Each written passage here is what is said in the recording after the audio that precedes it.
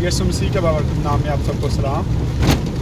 खुदा का शुक्र है कि अभी हम हडियारा गांव की इबादत करवा के वापस आए हैं और अभी पदरी गांव की तरफ हम रवाना हैं। पदरी गांव अभी हमने जाना है, एक फैमिली को विज़िट करना है और वहाँ पे दुआ करेंगे।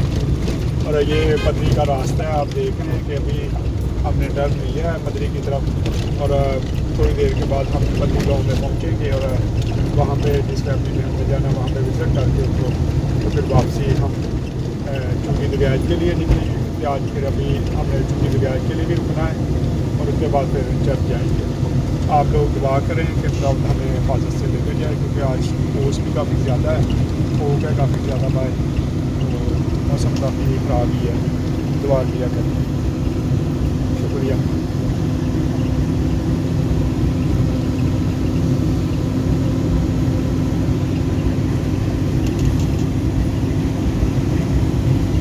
सारी टीम भी है साथ, गॉस्पेल सिंगर्स मेरा आसिफ है, अदन है, किन्जा, लिशवा, ऐश, ये सारे मेरे साथ हैं।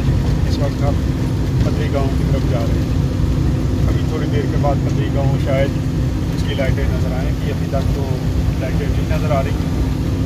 ये कोई और गांव जिसके पास से हम गुजर रहे हैं, थोड़ी देर के बाद पदरी गांव में हम पहुँचेंगे, लेकिन अभी तक कोई नज़र नहीं आ रहा।